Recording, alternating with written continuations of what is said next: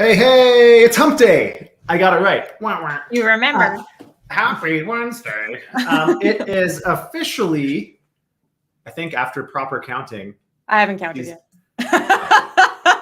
Fuck. Okay, so it's I think somewhere around episode 63. But we're getting up there in episodes. I feel like we're kind of maturing a little bit. Or maybe not. Maybe we're still super immature and we've Don't just talk about me like that. Yeah, right?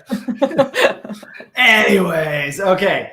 Welcome to Go Find Yourself Daily Show, Monday to Friday, 12:30. Same place, same time. Make sure you like, subscribe, bang the shit, bookmark, all that stuff. Also, today, shout out to our friends at Metis. Thanks, Metis, for the merch. I thought I ripped it today. I was like, oh my goodness, what am I going to do? Anyways, visible embroidery. Crisis averted. Quick shout out to them. We talked a couple days ago about their Aave approved deployment now on Metis. That's super exciting for them. So quick shout out to them. What are we talking about today, Kiara? We're going to talk about Ripple. Ripple's in the news a bunch of times, which I love. I love that they have a success, so they just go for other successes. So we're going to talk about the court case, but also their recent acquisition. And then we're going to talk about the G7. This is a little bit old. It was over the weekend, but G7 has a travel rule for crypto and CBDCs. And then we're going to go into the blockchain battle. Whoop, whoop. Let's do it.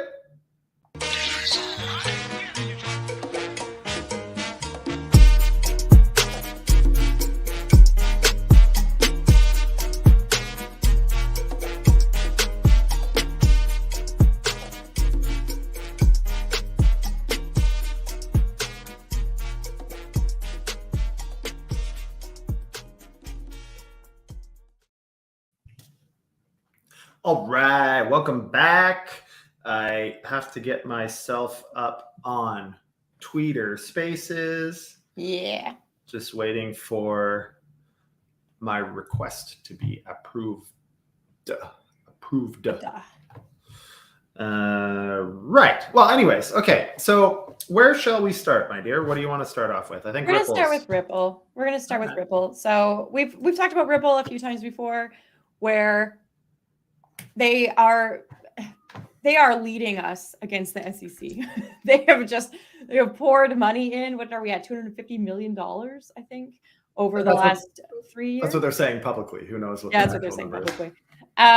So that's really exciting because they might have it in the bag now. So they believe that the most recent district judge rejecting the SEC's motion to steal some documents is going to allow Ripple to have a big win. So the idea here is that the SEC wanted to steal, a testimony that stated that ETH is not a security. And right, from a former SEC director, right? It was Hinman. Yes. And the judge said, heck no, this is totally relevant. We're happy to redact personal names and information and what have you to make this a more reasonable document so that we don't have any privacy issues, etc. But we're still going to use it. You can't stop us. So lots of people believe that this is going to be the 100% success for Ripple. What do you think?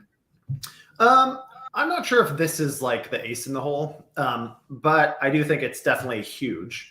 And I think it makes sense because, you don't just delete all the historical statements or precedents set by a regulatory agency when a new chair takes over.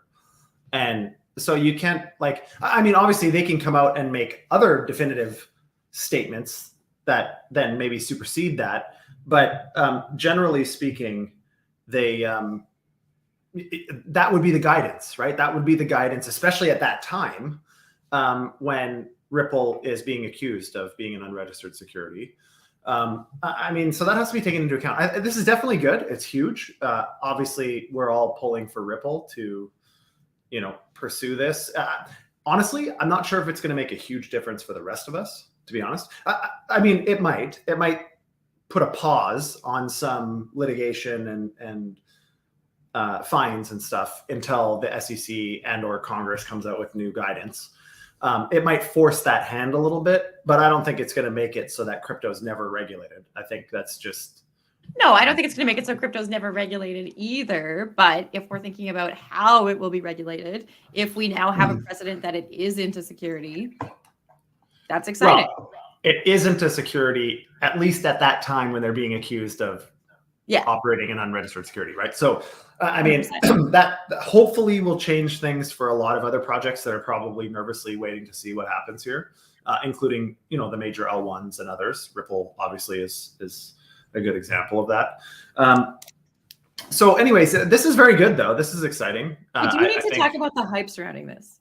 All right, let's do it. Because, okay, so if you read any of the articles, if you read any of the headlines, they are already calling it a win. They're like, Ripple has won. Ripple has emerged victorious. Ripple, our fearless disruptor, our fearless leader, they've done it. They're winning. And like, I just want to be clear that they have not won the court case.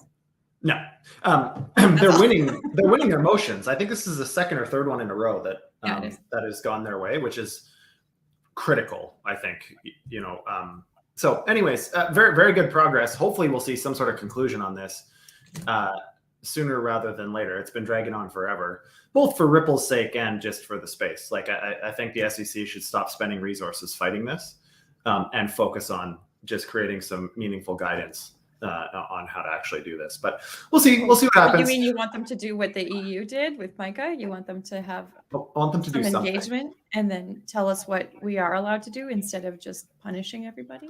Yeah, something like that. Like an evil stepmom, the SEC or something. Yeah, I mean, we talked a lot about MiCA yesterday and all of that stuff. So we're kind of like the redheaded stepchildren to the evil stepmom, right? We only get attention when they like you and I are, or like DeFi. Crypto, blockchain in general. Anyways, all right. So Ripple did that. So they maybe had this sort of success. They won another motion. That's really exciting. And then they acquired Metaco, which is a Swiss-based cryptocurrency provider, for a huge amount of money, $250 million, which is great. And this is essentially now they can expand their offering. I wonder if they're going to look at pulling out of America, depending how all of the because pretty well every week we see that Ripple has acquired or done something new. But the other thing that's really important to note here is that Ripple is kind of the leader in CBDCs, and anywhere they seem to be moving to seems to then start exploring that. Yeah, so one of the biggest linchpins for institutional adoption is custody and what the rules are around custody and compliance around custody. And the custody, air quotes, solutions that we currently have in this space that we currently think of as custody solutions actually aren't. They're partial solutions for custody, but not complete solutions the way that TradFi institutions are used to seeing them. So this is actually pretty interesting. I'm not sure. I didn't see any information on whether a broker dealer goes with this and what other licenses they have. It's in Switzerland, so it's going to be different, obviously, than the US.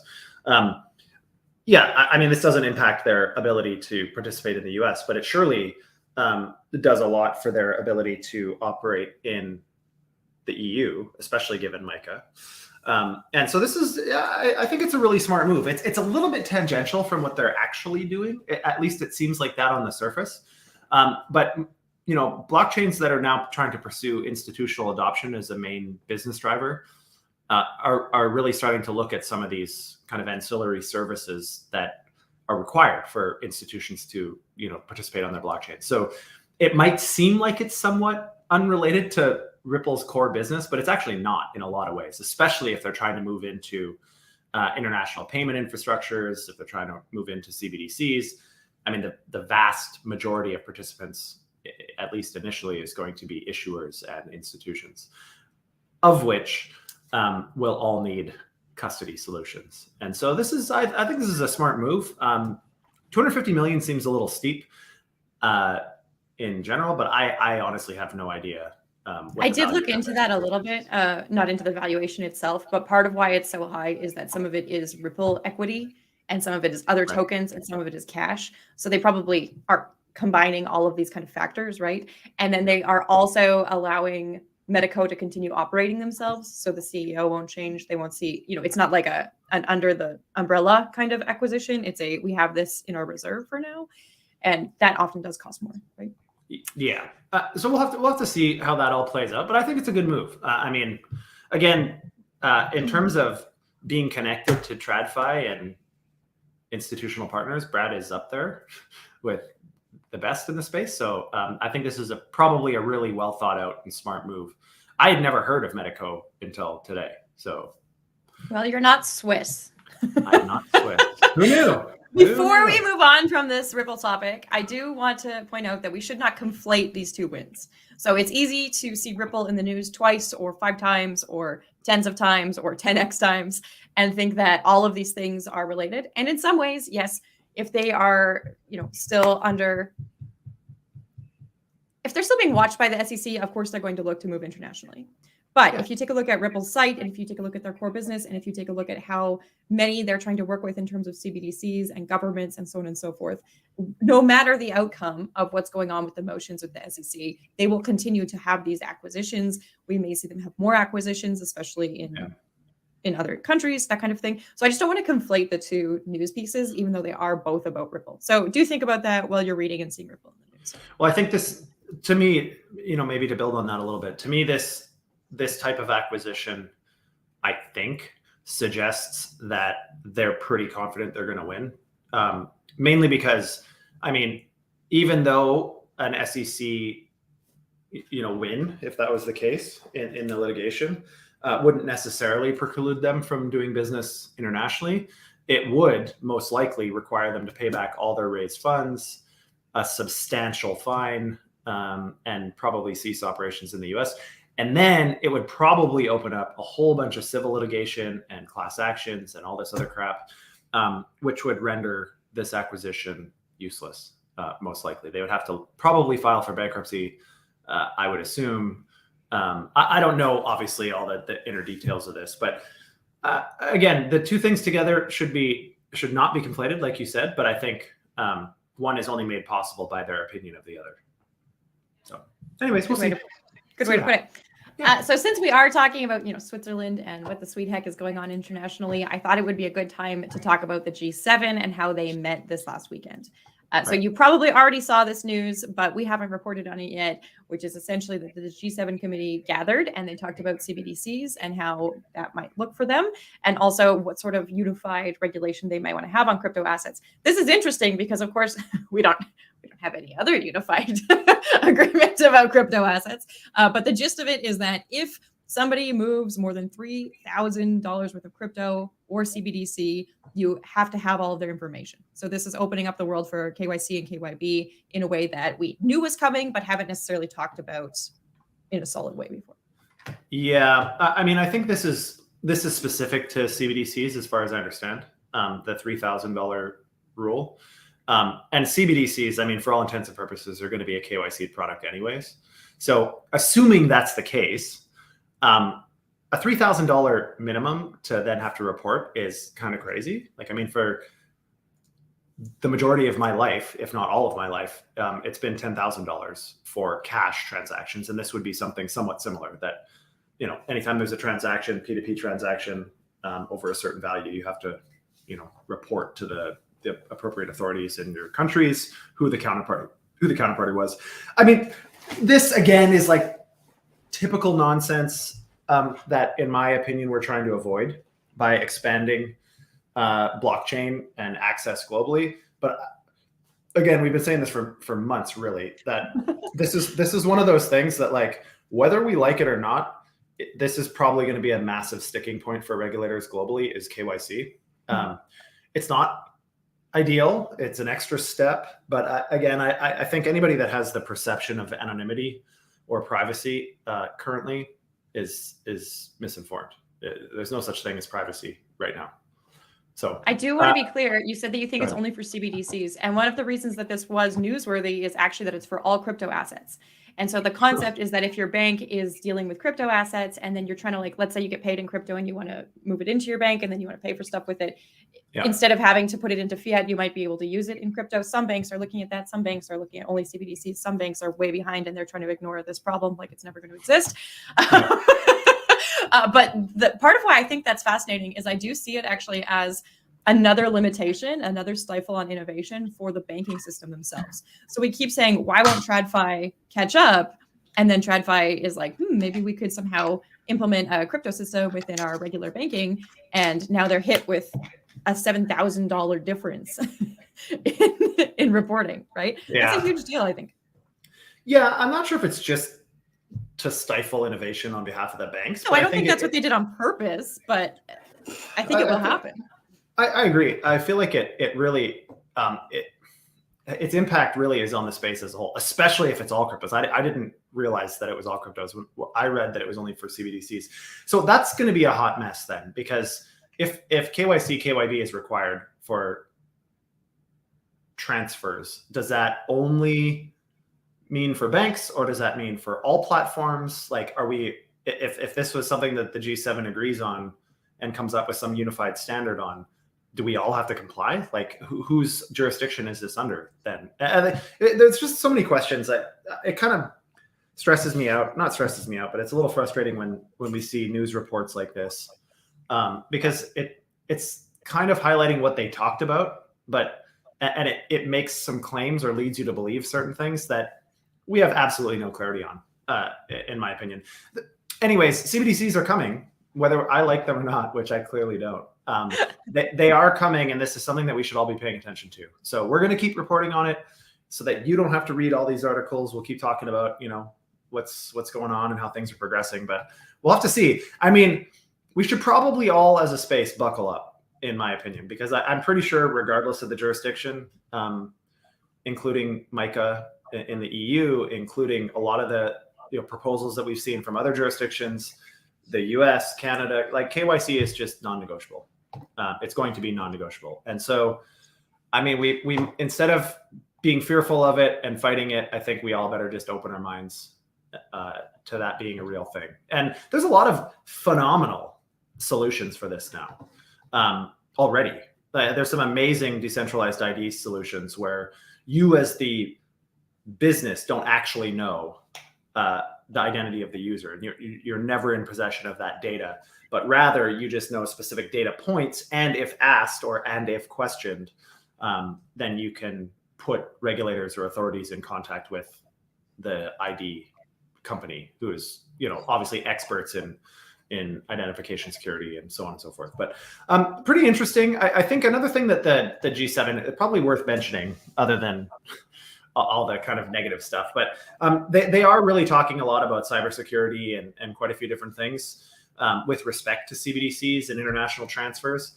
I mean, that's obviously table stakes, but I think it's also promising that they're trying to understand the technology a little bit and how to protect themselves and users and so on from some of the negative aspects in early stages of this type of tech. So definitely interesting. We'll follow this. I don't know when the next G7 is, but probably not for a while. So we'll have to wait and see. I think we'll have a lot more regulatory clarity first before we get any more information on this one. But let's see. You're always so optimistic. I'm just so not a fan of CBDCs. I just feel like it really is.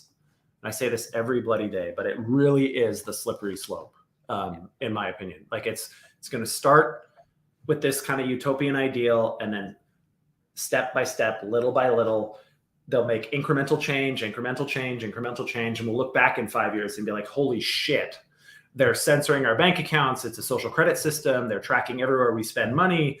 Like it's going to be I think it's going to be a big problem. I hope not. I hope it's not. I hope they figure out regulation and separation of powers, but we'll see. I mean this very genuinely and not as a joke, but do you think that as CBDCs come in and they start to crack down and people realize that they are being limited in their freedom and security, do you think that we will find other things to trade in? Like, will there be more bartering in local communities? Will there be underground currencies? Are people going to trade in gold again? Like, I don't know. I just wonder about that. Yeah, like, I don't know, honestly. Or does the layman just not give a fuck? I think the vast majority of the layman doesn't give a fuck, to be honest. I don't know that with certainty. I mean, there's a very, very vocal minority that probably feels outsized because it's, we always have these megaphones and we're always talking about how this can go negatively. But let's be real. I mean, if CBDCs are widely accepted at point of sale, and I have to KYC at my bank. So, I mean, obviously. So this, I mean, I think the majority of people, but that's my problem. That's the whole problem with this, is that we will be annoyed by it, but probably do it. Yeah. And then they'll implement some other rule that we're also annoyed by, but we'll probably do it because we're already in for a penny, in for a pound, right? I guess that's why I appreciated the Nigerian approach to protesting, and then didn't appreciate the Nigerian government approach to literally removing cash from the system, so people were forced to use their CBDC, right? Like, I wonder how much unrest there has to be for yeah, but I mean, that's a different conversation that we can talk about, No, but this is interesting though. Like barter, there's a reason barter doesn't happen anymore, because it's incredibly inefficient. It is inefficient, but there are small, I don't know, people do barter one-on-one, right? Absolutely, and it works in like micro economies. Like it would work really well in like Africa, for example, where you just do one thing, like that your household does this thing and that household does that thing, and you trade some of this for their that. I barter I used to barter my marketing services. So if I needed like a private health service or something like that, restaurants, that kind of thing, I would do X types of things that had X value, X dollar value, and then I would get their gift cards or what have you, right? Yeah. And like, I'm not the only one, but that's still a one-on-one kind of situation. Yeah, I think it'll probably be a little difficult for like large segments of society to do that. Before I think we'll be using gold coins or some nonsense, I'm pretty sure we'll probably be using some version of a crypto. And how they can censor that, I don't know. The only currency currently that is theoretically uncensorable is Bitcoin at the moment. And so Lightning Network, and as I mentioned before, one of the previous executives from PayPal is developing an international payments infrastructure on Lightning Network that uses Lightning Network and the Bitcoin network to move assets around, but they don't necessarily have to be fiat or CBDCs or Bitcoin. It could be a lot of other assets. So pretty interesting. I think, if that stuff does, hey, I see Andy. We've got our good friend here, Andy, in the audience today. We had Trevelix first with our wonderful Turkish diplomat, if you will. Trevelix has been bullish on us for a long time. And then we have somebody new, Udo Mobong. So thank you all. Yeah, welcome everybody. Anyways, yeah. Wait, so last one. Last one. Let's do it. You ready? I'm ready. Patent wars in crypto? Yeah. Did you read about it? Yeah, it was interesting because for like during the bull market, there was a whole bunch of patents, like tons, that were being submitted. I think Goldman had like 100 patents or some nonsense or applications in. So there was a whole shit pile of these applications for the longest time. And then we just didn't hear anything about it. And for obvious reasons, I think a lot of people, all of this stuff is happening over the last year, and everybody's like, wait a second, let's try to figure out if this space is still going to survive. Of course, we all think it is. But anyways, what excited you about this? Honestly, kind of the sheer number, 10,000 patents. I love that because that means it isn't just networks and it isn't just protocols, right? It's got to be a smorgasbord of random patents, whether it's something small, like some sort of like way a button feature is going to work, or the entire chain itself. I don't know. I thought that was really cool. And then I also tried to find the notable cases. Yeah. And a lot of them are like TD professional services versus Truyo. So TD is a bank, but like the heck is Truyo? Or Veritasium Capital versus Coinbase. There's a few group ones. So True Return Systems versus MakerDAO and Compound Control. So I did actually try to look into some of these, and I was able to find the cases, but not any specific open data about the cases, if you will. So I'm curious as to how large these patents are. Like, again, are they a feature? Are they something like that? Or is it the entirety of their technology, right? Is it some kind of suite?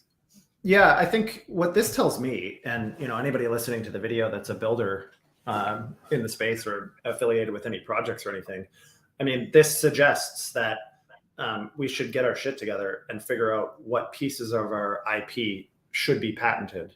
Mm-hmm. Because I think it's something, especially in blockchain, tech is a very litigation heavy space with tons of patents, and everybody's trying to do the land grab and then protect it for however long they can. I think it's still 7 years. I'm not 100% certain how long patents exist for, but nonetheless, I think in blockchain it's happening, and we're seeing this. So groups like, what was the one versus Coinbase? I can't remember what you said it was. Veritasium. Veritasium, yeah. So to me, and I don't know anything about this, but what I assume these things are is Coinbase implemented some tech somewhere that some developer either saw or was open source somewhere, someone else copied it, and then they copied it from that person or whatever, because that's kind of how a lot of tech happens. I'm not suggesting that Coinbase copied tech from someone, but whatever. But then this Veritasium had a patent, I'm assuming, and on some sort of technology, and they figured that there's some sort of infringement happening. I would think so, because it's Veritasium versus Coinbase and Circle. So right.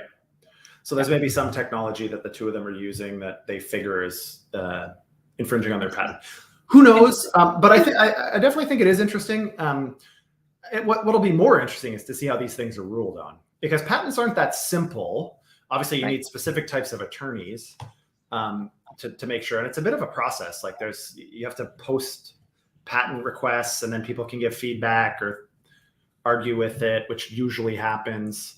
So there's a whole bunch of crap that happens. But I think the point is, we should all be looking into this at the very least and say, hey, what pieces of our IP are unique and how can we protect them? Go ahead. The other thing that I'm thrilled about here is that patents, much like trademarks and copyrights, are not international. Right. You have to patent in each place that you're going to operate. And so the easiest place to patent is going to be wherever your company actually is. And for crypto, a lot of that is like Panama. So like, what does that look like? And how are we going to enforce that internationally, right? I mean, I'm taking a trademark course with the US because I've never trademarked anything in the US, even though I have in Canada and the UK. And the American version is super different and way more elongated. And so I'm like, okay, I should probably figure out how to do that for a time when we need to trademark something. But, am I too late of a mover? Are we too late of a mover for some of these patents? If people have already filed them in the US, can we file them elsewhere? There's a lot to understand in this realm. Yeah. So generally what happens is, and don't quote me on this, I'm not a copyright attorney. Yeah, this is not legal advice. But at least anecdotally from patent attorneys that I've talked to, the way it works is if you've got a patent on something in one major jurisdiction, then if somebody tries to register a patent for something similar somewhere else, you should just be paying attention, and then you can dispute it and say, hey, just kidding. We patented that idea in America a long time ago. You can't have exclusive rights to it. I don't know how well that works. I don't know if you can actually, fight that on that basis. I'm not sure. But registering it like for a truly international product, which most of blockchain is, maybe this is another area that needs some updates to international patent laws or something, because this is it's kind of ridiculous. Well, not even for blockchain, but just for digitization, right? Well, yeah. Like, I mean, if you're Disney, for example, I mean, you're operating in a whole bunch of countries, but you've got the resources to pay patent attorneys and copyright attorneys and trademark attorneys globally. But though, if you go to Thailand, there's a lot of Disney knockoff merch rolling around that they're not sending cease and desists for. So is it as simple as we think it is, or is that just too much to handle, or what does that look like? Right? I don't know. Like, I guess, how do you get blood from a rock, though, right? Like, so you're going to go to Thailand and you're going to sue? Yeah, who are you going to sue, right? Yeah. And then try to enforce that. Like, I don't know. Did you hear about it? It was actually in international news, and it's in travel guides now. So there's a local burger shop in Edmonton where I live, and they called their fish burger the McEffin fish or something like that. They put Mick on it, and or like McFillet or something like that. And they got a cease and desist from McDonald's within like a couple of weeks. And that hit huge news because they were like, yeah, what are you going to do? Sue us? Like, we don't have any money. And now they're in a bunch of travel books for like giving the finger to McDonald's. And they saw after they had that news go up, obviously they changed the name of it, but it's now like the fuck you filet or something.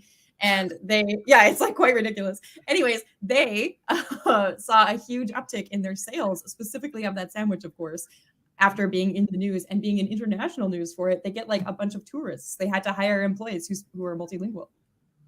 That's amazing. I'm not sure if I have the confidence to say F you to some of these patent holders because they've got much deeper pockets.